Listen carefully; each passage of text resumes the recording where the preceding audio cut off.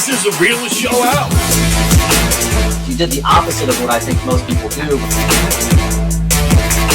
Sometimes it can be kind of scary to just put yourself out there. That's real. That's raw. That's exactly what we're looking for.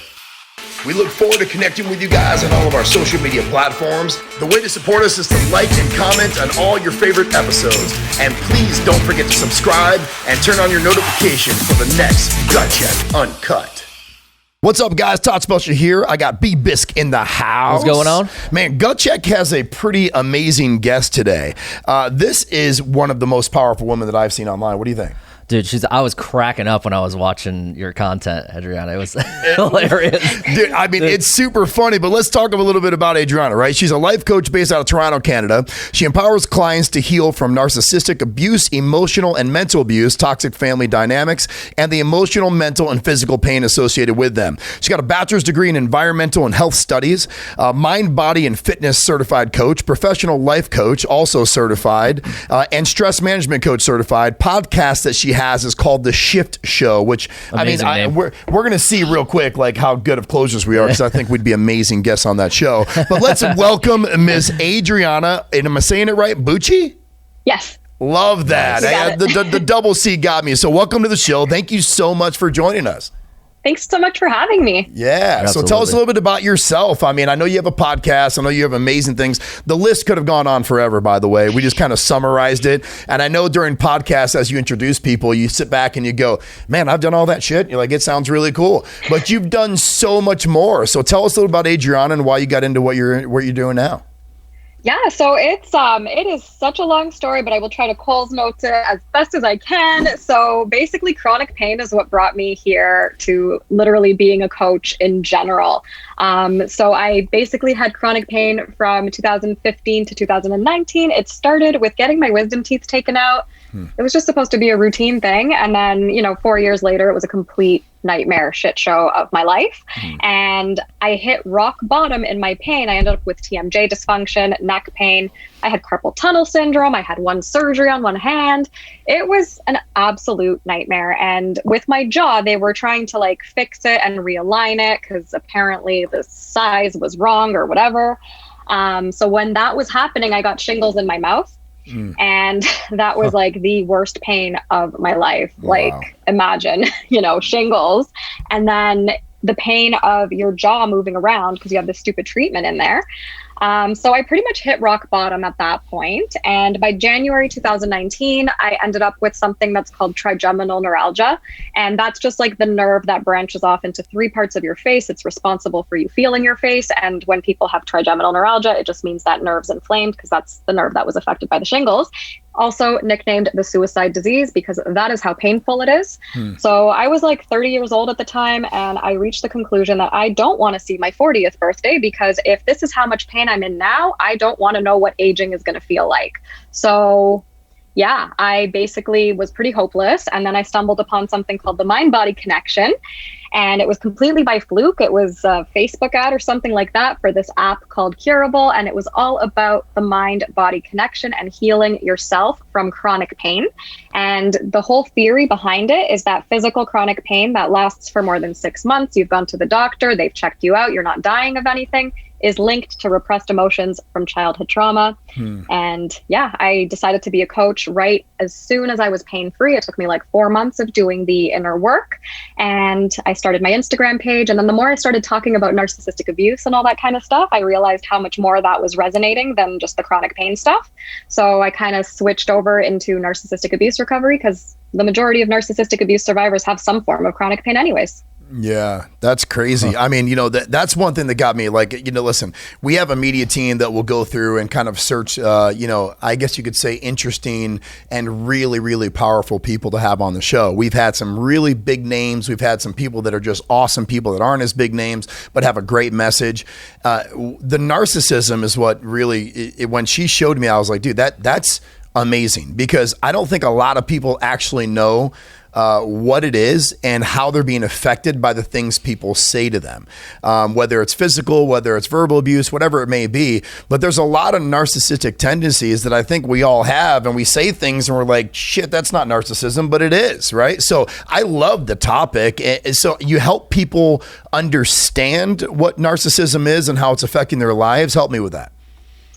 So I work based on the assumption that people already understand what narcissism is, and they come to me when they want to heal from the narcissistic abuse that they went through, whether it was from, a parent that they were growing up with, or a significant other that, just really affected them in such a negative way. And that's basically who I help. I don't help narcissists to stop being narcissists. That's just a waste of everyone's time.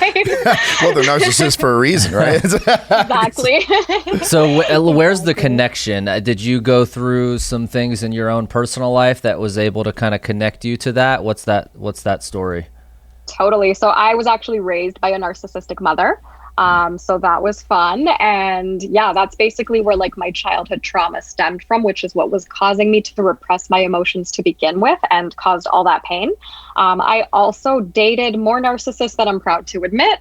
But, eventually found my husband. He's a normal person. So there is hope for anybody out there. Well, I'd hope so. Maybe with you my wife still him, doesn't call me normal. So I mean, I'm doing something. Well, you're not. You're my narcissist's best friend. That's great. So let me ask you a question, because we talk about like narcissists in general, right? I think that a lot of people, and I don't know if this is true, you'll tell me or not, but I think a lot of people say things and have the narcissistic tendencies where they may say things that really impact someone's life in a negative way, and they don't know it's narcissism, right? It's an easy word to say because you want to poke and insult when you're in an argument and you say things that get you mad, right? Like, for instance, as I'm growing my personal brand, and as I have throughout the years, right, we're now scaling it at a much higher level, and we're getting great comments, and there's you're always going to have haters, and you're going to have people that are on your side. That's just normal in life, right? So my question is like, to you is like, when I've had someone that's close to me that says something like, oh yeah, you can get all those comments, I know the real you.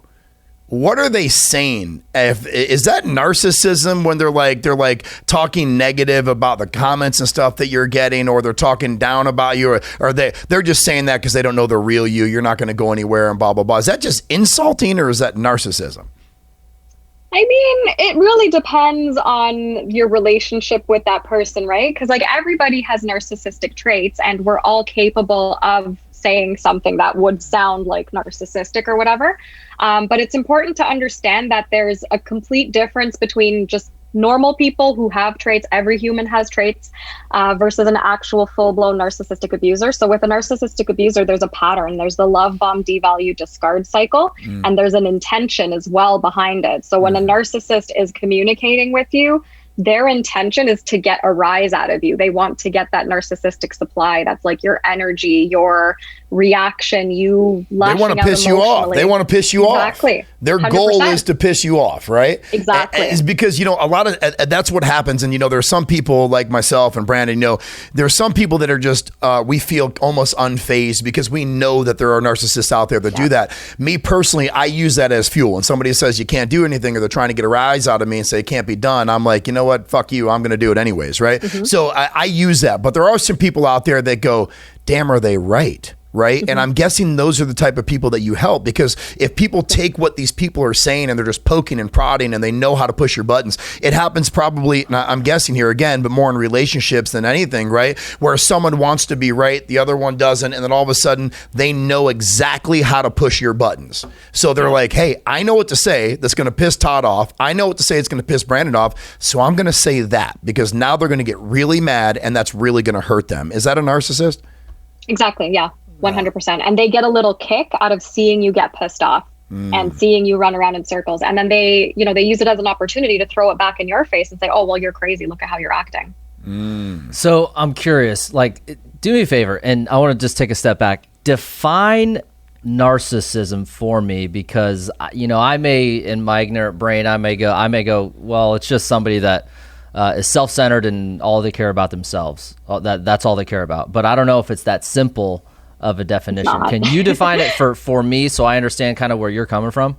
Yeah. So like a narcissist is somebody who wants to gain control over other people. So there's a difference between someone who's just an asshole and someone who's a narcissist. And, with assholes, you can kind of tell who they are. You kind of know, like, it's pretty obvious. But narcissists, there's different types of narcissists. There's the malignant, the covert, etc. The ones you have to be careful with are the covert ones because they do not appear to be narcissists at all. They present a completely different person than who they are behind closed doors. So in public, they'll behave like a normal, rational human being. They'll seem very respectful, like decent person. No one would ever suspect anything wrong about them. And then behind closed doors, completely different person. It's all about power, control, manipulation, gaslighting, just, gaining that control over another person. That's really their main goal. And it just gives them a little bit of a kick. Like they get a little high off of seeing their targets reacting to their stupidity and drama and nonsense. And that's just kind of how they navigate life. And that's what they're all about. So I hope that kind of clears it up. So curious, because you had mentioned a couple times, we've all got narcissistic tendencies to some degree, maybe. Sure. How do you figure out if Brandon is a narcissist or an asshole, or if Brandon is just an asshole and exercising narcissistic tendencies? I can answer that for you. He's just an asshole. So I can take asshole. I can take that all day long. He's an asshole. I don't. You believe you're a narcissist. You hold grudges, but that's not narcissism. But you're an asshole. So I'm just kidding. Go ahead. Well, how do you define? I don't know if it's a fine line or if it's super black and white for someone like you who helps people with this. How do you know if you're a titled narcissist or you're just an asshole, and every now and then you've got narcissistic tendencies because you're in an argument and you just say what you're going to say just to piss people off? Right. So with a narcissist, there's a pattern. There's a very obvious pattern. It might not be obvious while you're in it because you're in the bubble, but there is definitely a pattern. It's the cycle of abuse, love bomb, devalue, discard. So they start with love bombing. So, when it's a relationship, they come on very strong. They're super complimentary to you. They mirror you. You have everything in common. It's great. And then the devaluation starts as soon as they get you to their level where they want you at.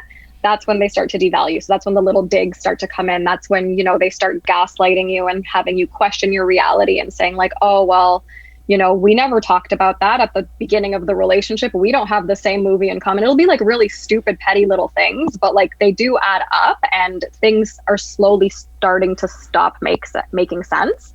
And then there's the discard stage where, they just discard you altogether. They, as quickly as they swept in, they get rid of you right away. But a lot of the times it will waffle between the love bombing and the devalue stages for as long as you take to realize that that's exactly what's happening there. Got it. That's interesting. My wife, she listens to this podcast called My Favorite Murder, and they always talk about these murder stories, and it's the weirdest thing ever, but it's pretty insane. But I've heard like those exact stages when they talked about like Scott Peterson and like these like literally like serial killers or people that have killed their families or they have multiple families and they go kill their wife and their kids and like the craziest stories in the world. I've kind of heard those same patterns, so that's totally insane. Well, I actually like the pattern portion, right? Because I also am thinking to myself, if I'm dealing with a narcissist and you're getting in consistent arguments, right? And it's always the same dig or the same pattern. Is that narcissism? Like they're constantly saying the same things to dig. They know what will piss you off, and every argument, it always goes back to the same tune. I call it the twisting phase, right? You're in an argument and, it has nothing to do with this, but it always goes to this because they know that position is going to piss you off, right? Is that narcissism? Totally. Yeah, 100%. Especially if it's something you called them out on. Yes. And it's something they obviously did wrong and you're trying to have a civilized conversation. They'll just turn it back on to you about that random thing you did 5 years ago that's completely irrelevant to the conversation just to take the heat off of them. Dude, I'm not a narcissist. It's just a defense. You're a narcissistic. That's all it is. It's just me wanting to win an argument. Listen, you asked if you were a narcissist or an asshole. I think you're a narcissistic asshole. So I don't know. Like it's both. It's a win-win for you. Fire. I don't know. Thank you. I'll be here all week. But let's talk about your Instagram now. I mean, you have so much cool stuff on there. It's fun. It's relevant. It makes people smile. I mean, why did you decide to like build a page like that? I mean, I didn't intend on it like getting as big as it got, to be completely honest. Like it just sort of exploded. I made the page as soon as I decided to become a coach, just to, have some sort of medium to advertise that, hey, I'm a coach and this is what I'm doing. And then, I don't know, I guess I just kept posting and getting more and more ideas, and eventually expressing like the funny side, I guess, that people can see from it. And it just kind of took off from there. I've just been posting as much relevant content as possible, whatever can help people to like not feel like they're the crazy one, or not feel so alone in everything, and just understand that, there is nothing wrong with me after all, because I would have been able to fix it by now, and maybe the issue is not me. Yeah, it holds people back, right? There's a guy that I follow is I don't know if you know who he is, named Sean Whalen. I spoke on stage with Sean Whalen, and his story is very real and raw. And he talks about a very, very toxic relationship he was in. There was narcissistic abuse, and he admittedly says on both sides where he had to grow from as well. Because I think that's what happens, right? You call someone a narcissist, then you beat them up again, they beat you up, then it becomes like a boxing match, right? Oh, yeah. He said the biggest move of his life was removing himself from a toxic relationship that allowed him to scale, because the narcissism that he was receiving always made him question his worth and his value, and wondering if he could do more. As soon as he got out of the toxic relationship, man, he has taken off. I mean, he has just skyrocketed, and some people love him, some people hate him. We're all not for everybody. I get it. I love the guy. I think he's very, very good. He's very raw, very real. But what I love about is the story about how he went through that abuse. And he's a tough guy. You know what I mean? He's the tattoos and jacked guys, and, and has built a really cool brand. A lot of times, I guess the question I have for you is, when should you get out, and when do you realize you're in a narcissistic relationship, or a friendship, or a business partnership, and how quickly should you get out? How do you recognize this thing? I know it's just patterns like we talked about, but how is it fixable, number one? And if it's not, how quickly do you get out? So it's not fixable, because both people in the relationship, whether it's a significant other or family or whoever, both people have to actually make the effort. Yeah. So if you are dealing with a narcissist, they might say they're going to try. They might, pretend that they're going to therapy. They might actually go to therapy and just manipulate the therapist the whole time. They might even do couples counseling with you, which is like the worst idea ever, because they will absolutely try and manipulate the therapist and have them take their side and all that craziness.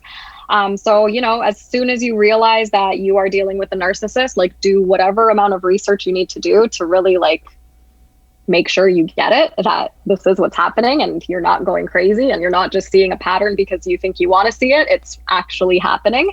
And get out as soon as humanly possible. Like, get out yesterday if you can. Obviously there's situations where you can't get out right away, but you can start brainstorming on ways to get out. So like, if you share children, of course it's going to be way more complicated. You're going to have to get a lawyer, all that fun stuff. I'm not going to give any legal advice because I'm not qualified for that.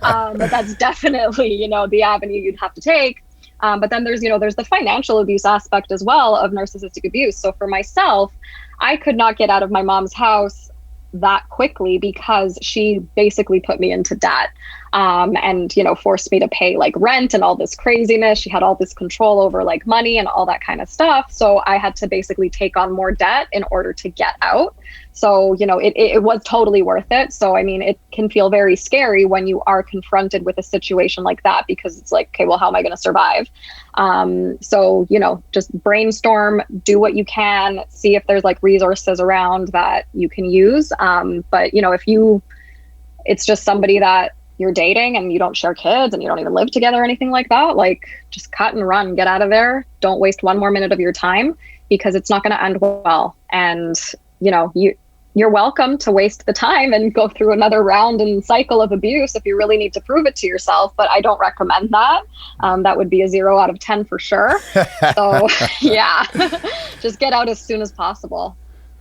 So I'm curious to know, of the people that you're able to help with these types of situations, what do you think is the percentage or the split of men versus female that come to you? I have mostly females that come to me, but I know a lot of men suffer in silence. Yeah, I was curious if if that number is skewed because maybe a female would be more apt to ask for help than a hard-headed, dude, or Totally. if the people that or if narcissism tends to be more of a male trait than a female trait, or I don't know where those numbers are. Do you have any idea? No, there's female narcissists. I just think, women are better at like hiding it, Probably. Am I allowed to say that? Yes, you are. Yes, you are. It just, they can be a lot sneakier than men about it. Men can be about it. But at the end of the day, like, I don't think we're ever going to have a proper statistic because that would have to be reported properly. Yeah, right. And most people who are narcissists, they're not going to get a diagnosis at all. It's never going to happen. So I think we can't completely know. Like, the statistic says it's 1% of like the population, but I think that's a load of bullshit because, first of all, not everybody gets diagnosed who is a narcissist. So that's like 1% of like the unicorns who do get diagnosed. And they usually get diagnosed because there's some sort of legal issue that like forces them to. So I just don't think the stats are accurate whatsoever. It's probably like a much higher number. I mean, if I'm a narcissist, right, which I'm just an asshole, but if I'm a narcissist, right, I'm going to sell you on why I'm not a narcissist. Yeah. So Exactly. I'm not going to go get treated. I'm not going to say, there's nothing fucking wrong with me, Brandon. Yeah. Like, you're the asshole. Like, that's what I'm going to say, right? Like, I'm going to hide it as much as possible, right? I think that, like, in taking therapy, I've taken therapy, I know Brandon has, we've all, I believe that it's so important for people. I was just talking to a friend earlier, and I said, I think with men, we feel like, and a lot of women too, I'll just say that, and obviously you'll be able to educate me on this, but I feel like men feel like going to therapy makes them weak, right? It's like I want to, you go to talk to a therapist, I don't need to go talk to a therapist, or how about this? I'm in a relationship and I look at someone and I say, I don't need therapy. You're the one that needs therapy. Right? Is that being an asshole? Or is that a narcissistic tendency a lot too? Because, because it's true. I feel like I think about times, and, my wife's amazing, thank God, you know what I mean? But I feel like times when we have, arguments with people and we get in these fights, we know what to say to poke. I don't necessarily know if it makes us a narcissist, but we have the tendencies, like you said. But if there continues to be that pattern, can a narcissist get help, right? Like, because I know me that if I feel like when I went to therapy and I said, these are the things that I say, and the therapist says, well, you shouldn't say that because that's a narcissistic tendency and here's why. I personally can feel like I can learn from that if I'm open to listening, right? You have to be open to listening. So if I go to a therapist and they say, this is a narcissistic tendency, you got to be open to change, and I take it and I change it. How many success stories do you see of people that are willing to listen, willing to understand what they say and what the way they act is narcissism, and can they heal from being a narcissist? Well, I'm not a therapist and I don't work with narcissists, but the research is out there that like they don't really make any progress in therapy. And they usually just go because they're forced to. So I mean, anyone can Google that and see that like that really is the case. But in your case, like obviously you're not a narcissist. You just have the tendencies just like anybody else. So if somebody were to say to you like, hey, that's a narcissistic tendency, maybe work on it. You would receive that and actually work on it. But someone who's a narcissist is going to like flip that and say like, no, like, what are you talking about? Or they'll have like some like sob story as to why they said what they said, or like why they always go through this, or they'll just talk about like their childhood or just something random to make themselves the victim somehow, or the other person wrong or whatever. So they don't want to listen. Like they do not want to take any sort of feedback or criticism or anything like that. It's just like, it activates their shame and then they start raging. There's the whole like shame rage spiral and all that stuff. So it's not really going to happen, because somebody who actually truly wants to change has to first of all acknowledge that there's some sort of a problem, and then they're going to have to go actually get the help. But like narcissists think they're perfect, there's nothing wrong with them, and everybody else is the issue, so they're never going to do that. They would have to want to do that. So the people that I see are people who really believe that something is wrong with them because that's how they've been conditioned by the narcissist in their life. So they're, very low self-esteem. They think that they're horrible people, etc. But like they are amazing people and they just don't know it because they've been so blinded by this conditioning that the narcissist has done to them. And, like you said earlier, they will push your buttons. They install the buttons so that they can push them. So it's very done so under the radar. And then you don't even realize that it's happened until like a long time later. And then you kind of sort of wake up from it. And it's just shocking to see that, like, oh my gosh, this is what happened. I need to get help. And usually it's the survivors that go to therapy. They go to therapy and then they get told by their therapist, you're not allowed to use the word narcissist. You can't diagnose, blah, blah, blah. What could you have done differently? What about their childhood? Blah, blah, blah.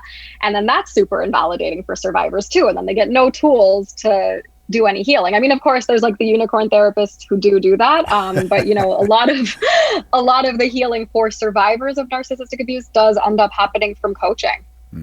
So help me with that too, because I was going to ask you. I know you said you're not a I guess maybe titled a therapist. You don't do the therapy. You do more of the kind of the life coaching part. Explain to just my own ignorance. When would somebody go reach out to get your assistance as a life coach? When would somebody go and reach out to a therapist? Kind of how does that process look? Do you go to you first and then therapy, or you as a last line of defense from a bad experience in therapy? How does that work? Yeah, coach versus therapist and the pros and cons of each. Yeah, I mean, there's no right or wrong thing to do, right? Like some people, they find an amazing therapist and they stick with that therapist forever and it's amazing and they are able to heal. The therapist gives them the right tools. The therapist understands narcissistic abuse. They're trauma informed, all that good stuff. And that's totally fine. A lot of people, I'm usually the last resort that they come to because a lot of people don't even know that coaches exist. I didn't even know coaches exist until I became one. So, never had any idea that was an option. But usually therapy, if you can find a trauma-informed one, great, amazing resource. But usually you would go to therapy for if you're having mental health issues, if you're, struggling with like suicidal ideation, thoughts like that, your mental health is on the line, all that kind of stuff. And, tools on dealing with that. But when it comes to coaching for narcissistic abuse recovery, it's tools on moving forward with your life. So yeah, there's going to be a little bit of analyzing of the past in coaching, just so you can understand where those repressed emotions are, how to process them, etc. And then you're going to have the tools so that you can release everything and actually move forward with your life rather than just analyzing and, learning those strategies to like rebuild the self-esteem and, to deal with whatever life throws at you in the future and deal with the narcissist, even like communicating with them in a very different way. Because, it's not like I ever learned about the gray rock method from therapy. That's something I had to learn through Google on, how to just communicate with a narcissist with keeping your sanity intact and not having it turn into this whole thing, Yeah. Huh. Let me ask you this. Is it fair to say, listening to that response, and obviously talking about like narcissists and therapeutic help, but let's just say that I am thinking I'm a narcissist. If I go ask for help and I acknowledge the narcissistic tendencies that I have, and I'm open to listen to change, that's not a narcissist. That's just someone who has the tendencies, that's willing to listen to change their life. I just want people listening or watching the show to realize that, hey, if you have patterns and you have narcissistic tendencies, like you said earlier, that we all have, it doesn't mean you're a narcissist. Is it safe to say that if you're open and willing to go, like if you're acknowledging it on your own and you want to go get help, you're not a narcissist. You just have the tendencies and you're willing to listen. A narcissist is basically someone, I'm perfect, you can't change me, it's everybody else, the victim mentality, it's not me, I don't need help. That's a narcissist, exactly. Right? I just want to distinguish the difference because I feel like there's a lot of people that are going to be listening to this amazing advice that you're giving and they're going to go, well, shit, am I a narcissist? Am I just an asshole? Whatever. Yeah. But it's true, right? I mean, like I just want them to know, hey, if you go to a coach like yourself and you guys talk to Adriana, you're probably not a narcissist. You're someone that needs to understand why you say and do the things that you do. I think you could help, and this is just my personal opinion. I personally believe that you could help a lot of narcissists or people that feel like they are narcissists and have those tendencies, because you could say, listen, this is the impact that a narcissist has on someone's life that's been abused. And I really feel like that can make a difference in the world. This is just my personal opinion, right? Because I know you say you don't deal with narcissists, but man, with your knowledge and your expertise as a coach, I think you could change people, man. I know a narcissist, an actual narcissist, is probably very hard to change, but someone who thinks that they have those narcissistic tendencies and tries to classify themselves as one, but's open to willing to listen and change, having and hearing stories, which I'm sure aren't amazing, right? About people that have suffered from narcissistic abuse and saying, hey, Brandon, you're not a narcissist. You're borderline getting there, but I want you to hear about what this narcissist did to this person and how it really brought them and spiraled their life downward. That to me, I'd be like, oh shit, I don't ever want to be that guy. You know, like I don't want to bring people down. I want to lift them up. You know what I mean? So I think you could help people because I mean, you say you're not a therapist and I get it, but listen, I'm a coach too. And I know what coaches do. So you kind of are, right? You just don't have the degree, you know, PhD and title, degree, master, whatever. But personally, I believe that there's a lot of coaches that do more, and I'm not talking about bad about therapists at all, that do more than therapists because there's guidelines and laws and stuff that they have to abide by. I could call you up and we could be as informal as possible. Todd, you're a fucking asshole, and I'm gonna tell you why, right? like I mean, it just is what it is. That sounds like our therapy sessions. What's that? That sounds like our therapy session. Well, I was thinking when we were going through our therapy sessions that, you know, the therapist was like, Todd, you can't keep telling Brandon that a plaid shirt is all he buys. And I try to tell him, I'm like, dude, he's got it in red and he's got it in blue and he's got it look great on camera. I mean, how many fucking picnics and barbecues can you go to with that thing? I don't know what's going on here. If a picnic were to pop up right now, who's prepared? You are. I mean, you're definitely better. But so listen, real quick, let's get onto the cool stuff. So life coach and lifestyle coach. Obviously, Brandon doesn't have style. So is lifestyle coach help him? What helps? Does being a lifestyle coach, can you help him? Is that what that is? What's a lifestyle coach for people that don't know what a lifestyle coach is? Don't know what a lifestyle coach is. Right? I don't either. Yeah, it's crazy. I feel like it has something to do with style. Maybe not a lifestyle coach, but you have a style, being a good one or a bad one. Her name is my wife. I don't know. Well, see what you did there? You put it on your wife, and now Melissa's amazing. So my wife tells me that I look amazing every day. Yeah. Well, that's what your wife is. Is she a liar or I don't? No, she's the best. She helps me. So, is coaching in just the narcissistic abuse your primary focus now? Is that what you do? Obviously, we're having fun here, but is that what your primary goal is?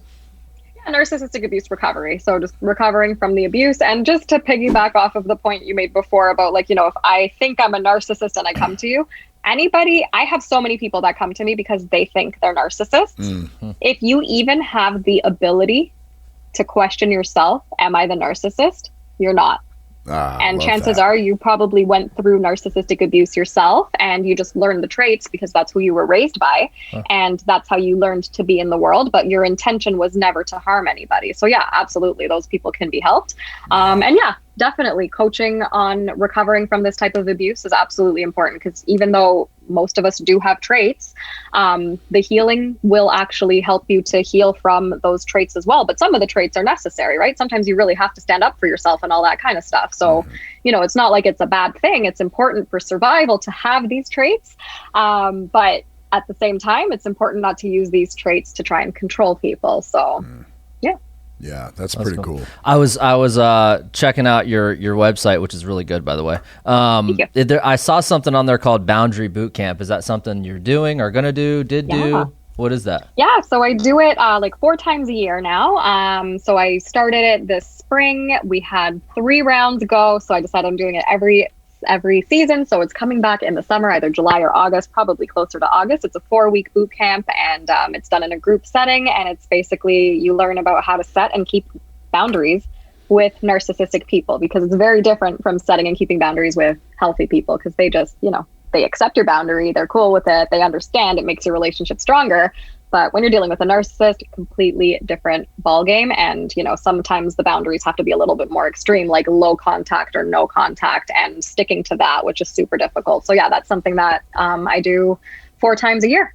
So there's a wait list for it right now. If anyone is interested in joining the summer version of it, you can get on that wait list. And what if I paid you extra to send Brandon? Yeah. I'd love to go. Like we'll pay double, whatever. I'll go for both of us. You should go. Listen, I don't have to go. I'm perfect. I don't understand. Like, I'm perfect. I don't have to go to these boot camps, whatever these coaches coaching things are. I don't need that. I'm amazing. I'm perfect. Have you seen me? So we do. Have you ever heard of Terry Cole by chance? It sounds so familiar. Okay, look her up. Okay, she's a psychotherapist out of New York. We had her on the show. Terry is amazing, and she talks about boundaries a lot too, right? She wrote a book, and it's so crazy how amazing coaches speak about a lot of the same things, but it's not guessing because you're a coach and you're not a therapist. You know this to be fact. Boundaries have to be set. So let's talk about that for a quick second. So if Brandon's in a narcissistic relationship, how does Brandon set boundaries, to make sure that he handles that situation properly? So, I mean, I would need a lot more context to guide him correctly. With me, but, I'm really perfect. He's not. I'm the narcissist. I every time Brandon tries to do something, I tell him, Brandon, it's not a good idea. My idea is better. I mean, but what would he do? I mean, we're joking, having a good time. No, here, yeah, but I think do I literally? Well, because this would be a scenario where it's not, mother, daughter, husband, wife. It's friend. It's friend. Business partners. So is that one more of an easier conversation of don't worry about boundaries, just get rid of that fucking friend? Yeah, but it could be. But let's take it one step further. Right? There's millions of dollars at stake in an organization that we own together, and we're like, Todd has just turned into a fucking asshole. Like, the money got to his head. And listen, we're joking here, but we're not. Because a lot of times, I know a lot of people I've reached out to for the show that think because they have 500,000 followers or 5 million followers that they're God's gift to earth, and they're not. They don't even respond to people, right? So I hate how that tendency happens to a lot of people, but it happens, right? So you build a business, it becomes this multi-million-dollar brand, and I'm like, Brandon, I'm the man. I know you helped me get there along the way, and I don't start listening to anything Brandon has to offer, and there's millions of dollars at stake. How do you deal with that in a business relation? Because you can't, like you said earlier, there's financial narcissism. You can't just walk away. So what do you do? Well, Brandon, you're fucked. I'm just kidding. I knew it. I've been telling him this for years. Listen, dude, you should just get the fuck out. I want all the money. That's it. Best advice ever. Close the show. Just go ahead. Yeah, so I mean, I would hope that, before going into business together, you got like an attorney involved and like some sort of agreement was made should things go south and shit hits the fan. But if that was not the case, you definitely want to get some sort of legal representation involved when there's that much money at stake, and then, start kind of making arrangements to separate yourself. So if you've decided I am no longer going to be part of this business because fuck this, I can't work with Todd anymore, and that's that, then... Which never happens, by the way. Everybody wants to work with me because I'm perfect. Of course. I'm perfect. We're speaking in hypotheticals here.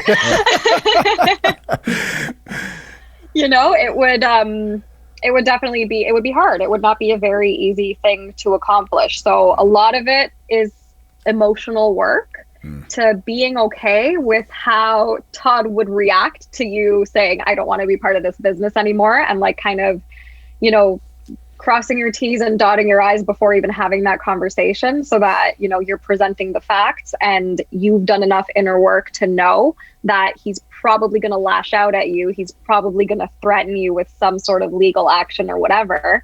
And just to understand that he's probably trying to get a rise out of you from saying all that bullshit to you.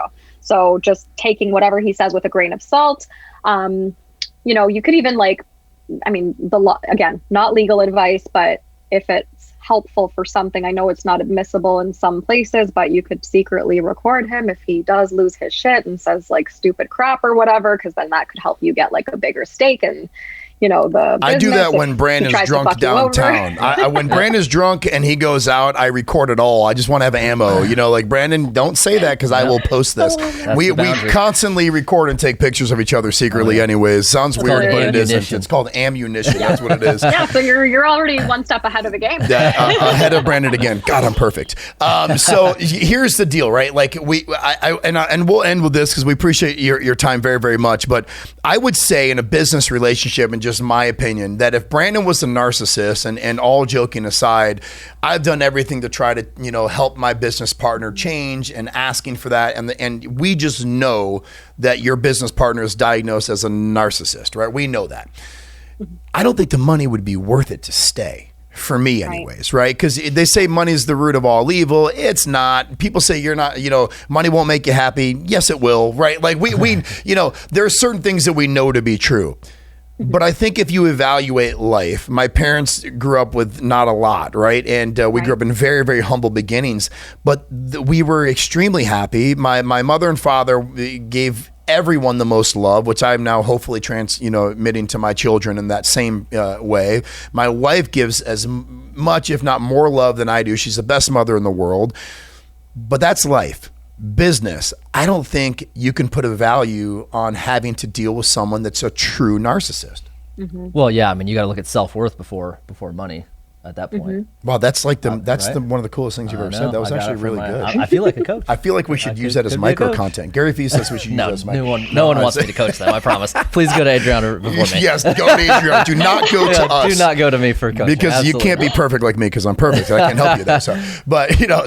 But I mean, would you agree? Like, money is not everything. And if you're in that business relationship, dude, same advice, right? Get out as quickly. Figure out a way to get out, right? Because this ain't going to get better. Exactly. That's exactly it. Self-worth over money every single time. But if you're going to be homeless, that's a problem, right? Yeah. But if you have enough money, like, to survive and pay your bills and all that kind of stuff, get the fuck out as soon as possible. Fuck the money and good riddance, right? Yeah. But if you're in that situation where, like, the money's really been controlled by the business partner and you're not even getting your fair share and it's, like, really hard to even pay your bills, then start looking for any job as soon as humanly possible. Take whatever job will give you some form of an income, get the fuck out of the business, and then, maybe do your own thing, like do your own entrepreneurial thing or whatever the case may be. Yeah. Definitely, like, if you have enough of that self-worth to just get the fuck out and not give a shit about the money, go for it, right? Because I would definitely recommend that. Yeah. But if it does have to go through court and all that, that's like a absolute Brandon knows he's worthless without me, so that's fine. No question about it. No question about it. Yeah, it's all. At this point, I think we'd owe each other money if we broke it out, right? We're in the devaluation. It is what it is. Bordering on the discard. That's it. Well, listen, Adriana, I want to thank you so much for your time today. It's funny because when we reach out to people and we see that they have an amazing page, they seem like amazing humans. We're sales guys, and we, that's what we do. We can.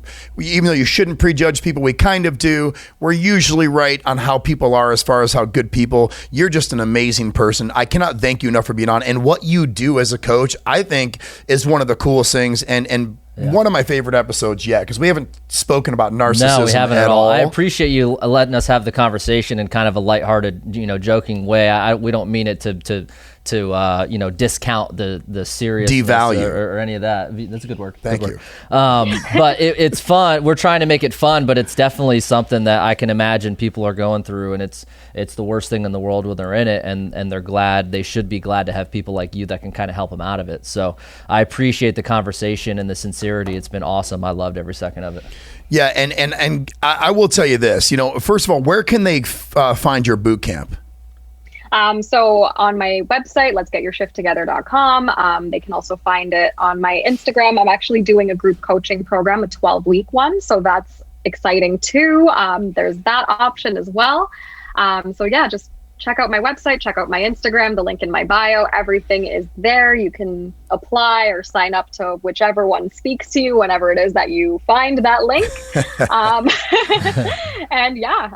That's pretty much the best way to find my offerings. Love that. Yeah, Love that. I mean, if anyone hasn't looked yet, you should definitely go check out your page, because I was scrolling through it before the show, and you find this amazing way of taking, and actually it's weird how the show ended up kind of being like that too. You find this amazing way of taking a fairly serious topic, and some of your posts are hilarious. Like they're awesome. I was playing I was playing it with my sound on, and there's all these like random songs and voices and stuff. And Todd's like, "What the fuck are you watching?" I'm like, "Dude, it's her page on narcissism. It's the funnest thing I've ever watched." So of course I run over and I'm like, "Let me see." Like, this is super cool. So it's awesome. It's no surprise why people have been attracted to you. So it's awesome. Keep doing what you're doing. And nobody's attracted to Brandon. So Absolutely go follow Adriana at Let's Get Your Shift Together on IG. Her website. Please, please, please follow her. You'll get massive value just on her Instagram page, even if you don't work with her personally. I think it's amazing what you do. And thank you for being on the show. We are so grateful and so honored. So.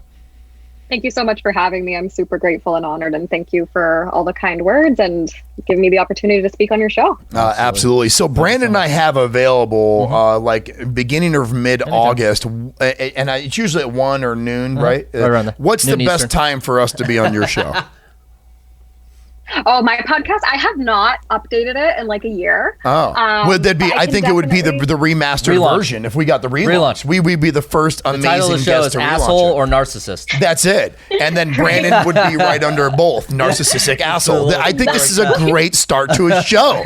Totally. perfect. I'll send you my podcast link right now so you can just book it, because that'll just be the easiest way. You'll be the 4th episode, though.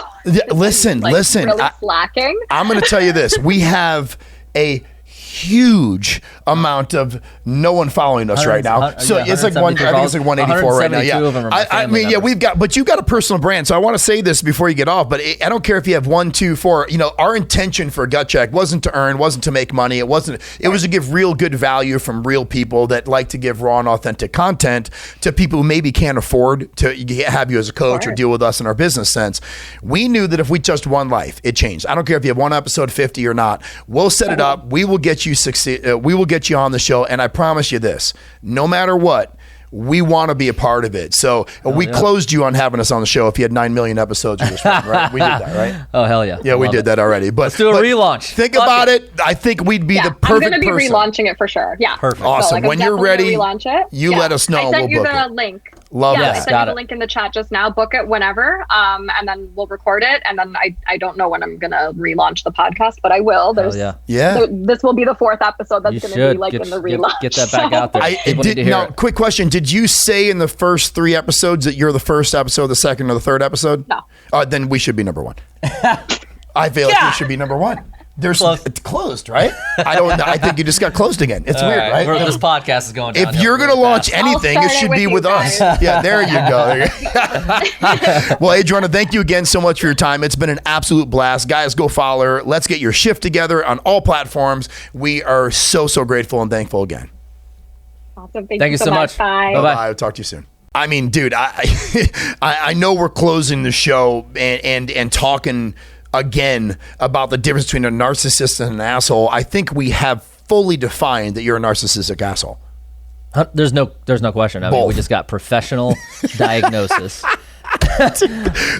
You're just a fucking Adriana piece of shit. herself. Like, I don't even know why you're here. Listen, I am perfect, and I've said it 48 times during the episode. It's taken a long time for me to realize that narcissistic assholes attract narcissistic assholes, and that's why we work so well together. I mean, I guess it is, but I mean, like I said, Michelle's right. You're worthless. Wow. So Melissa just texted me during the show. She said the same shit. I'm gonna text Michelle. You were right this whole time. No, but honestly, let's close it out and talk about it. There is some really great advice she gave during the show, and obviously, we ask good questions because we're perfect. That's narcissistic tendency, not narcissism. But we ask great questions. But you had the comment of the show. You said self-worth over money every single time. Dude, I was like, did this guy just drop the best quote that we've had all year? I'm giving you a massive compliment. I actually blacked out as I said. I don't even remember saying it. I just I literally gave you a look. Dude. I was like, who is this guy? Right? Like that comment, B-Bisque, I'm going to be posting that everywhere. Can you tell I've gone to therapy? Yeah, absolutely. Listen, I can't really take all credit. For obviously you're wondering insecurity issues about the size of your forehead is therapy, but it wasn't. It's masked with plaid. But no, honestly, Adriana was so powerful, and I love what she does. She kept talking about the difference between being a therapist and a coach, and what the pros and cons of both. And she doesn't knock therapy, okay? She doesn't. But she also says that a narcissist will literally go into therapy and they will manipulate the therapist to believe that they're the victims, right? And again, people that aren't willing to go. One of my biggest takeaways from this, because again, we all have the narcissistic tendencies, all joking aside, was when she specifically said, if you are questioning whether you're a narcissist or not, if you're wondering if you need help, if you're wondering if the things that you're saying to someone else is you being a narcissist, you're not a narcissist. Yeah. Just that thought in and of itself. It just makes you realize, shit, I probably shouldn't have said that. Yeah. But if you continue to say it over and over and over and over and over and over and over and over again, Ooh, I was wondering and over and over and it's still going. If you can do the same things and that pattern begins to exist, you're a narcissist, okay? If you're not willing to get the help and you continue to do it, you're a narcissist. I think I just figured out also, if you continually ask yourself if you're a narcissist, you are not a narcissist, but you are most likely an asshole. 100%. That's the asshole test. 100%. So you can be an asshole or a narcissist. The asshole test. Damn, that was another good one. Jesus, you're on fire today. Well, listen, guys, do me a favor. If you guys like the show, please like the show, comment below, and please turn on your notifications to Gut Check Uncut. As you can see, we are trying to give you guys massive value. Forget trying. We fucking are. We're giving you massive value with some guests that are just giving you the real and raw and authentic content that you either may not be able to afford or you didn't even know what's out there, absolutely free, okay? Yeah. This was one of those shows that I'm telling you that people would have paid her thousands of dollars to get the information she gave us. For the love of God, subscribe. If you're not going to do it for yourself, just do it for me. That's all I'm asking. Fair. I mean, that was really. Dude, listen, bangers. Close out the show, please. It's bangers. Close out the show. It's the Gut Check. That's all you got? Yeah, actually, there was. Just quit while you're ahead. Everything's going downhill, dude. This guys, podcast. We will see you next time on Gut Check. It's the motherfucking Gut Check. If you love this guest as much as we did, please follow them on all their social media platforms. The way to support us is to like and comment on all your favorite episodes. And please don't forget to subscribe and turn on your notification for the next Gut Check Uncut.